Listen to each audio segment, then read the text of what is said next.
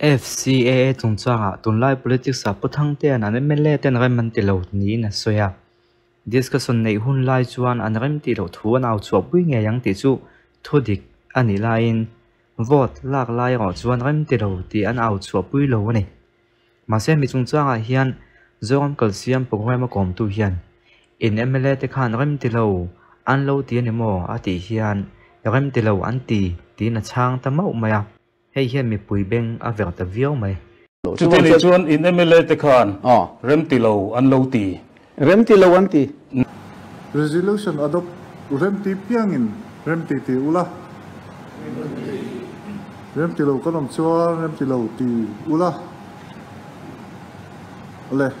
amendment act kha soi pui lok che ka du hausa khan rem ti lo ti khan an trong che lo ni khan puan khau min ka se bok chu lai tak chu nia kan rem ti lo mo thom hian na thei vak lo rem ti lo ti ho khap pariat pakuan ni tanga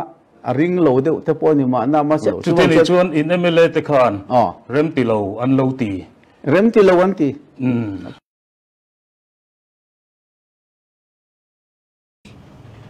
tun chuma FCAA 2023 adopt chun chang khan rem ti ka zota rem ti an tia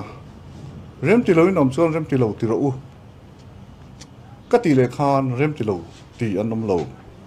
chu wangin kha resolution kha lungrual takapas zinga ngai ani an rem ti lo ani mo ti chuan zota se an rem ti lo ti kha chu dikani discussion a khan soi tro to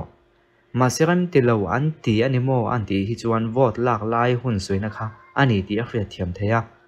original video zo ke zo net channel han en thein ala renga hanen ve chin don teang number 15 of 2023 stands applied to the whole of Mizoram ti ania resolution adopt rem ti piangin rem ti ula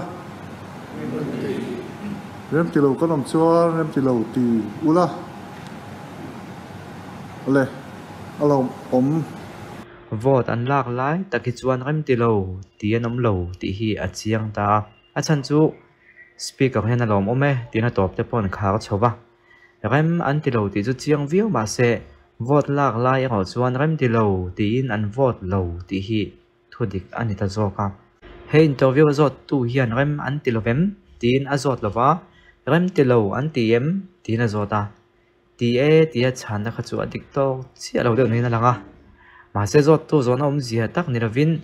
rem an ti lo lom ti ro pu chunga a chang ani chuan adik thei tho mai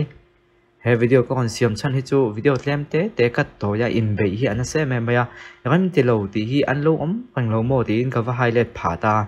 edit chop ni ravin a video clip dik taka chuan he ti yang zok hilo ni ti kha ka kon chop chuak mai ni hemi ni wang hem putang te hian do soi khe lo va vote lo wangu ti lam hoi ang ma ka soi dam lo wa a zot tu zo na tak ni lo devin a chang ni tu ka ngai me ya rem an ti em ti na zot ni in a lo dong song ni tu nga yang ole thil ti puya om piang hian side bi lam hi om ve thina he tiang deuh hian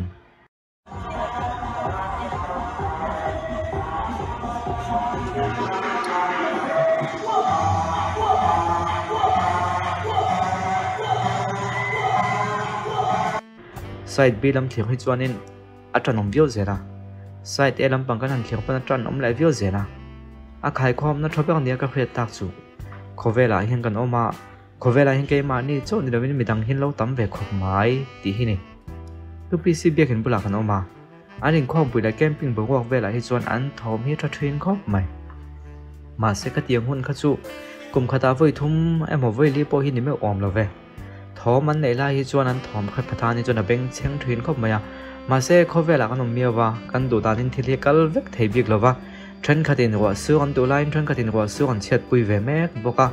chu wangin thenom pa music play beng cheng satlia the chu ain khap mai thelain aminol pui program kal la yang chi chu kan duangin thile thleng vek thelo ni hi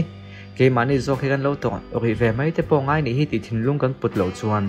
khovela hin social to he tam don lu tuk chu ti line he video wa ka pi ngo hi ka khongai lo ni ravin ke hun toy te chunga atu tu lo ni hi apoi ka ti pui khop mai covid pokha thil thleng ngai lem lo le thleng le zen to lo tu nga kan ngai ngota nun na lo chan pha ta bi ke ngam za ta num nual chu mi ni wang chuan a fek lo te kan vui kan don chuan kan khovel hi anuam ve thei ngai don lo ni thil fek lo hi tam don chowa a on la theng don chok a soi tu ngai ngai ke ma chunga poyan van duina le tu te mo wanga tokna thil fek lem lo tak hi ka ton hun te pawh lo om veang tin ka lo ton nual to te pawh a om bokang kan control thei le ma kan lak thei thil hi chu om line kan control thei pia lampang chin hi om ve ni ti pom thiam na hi nuna zirlai poimo tak pakhat alo ni ve kan ani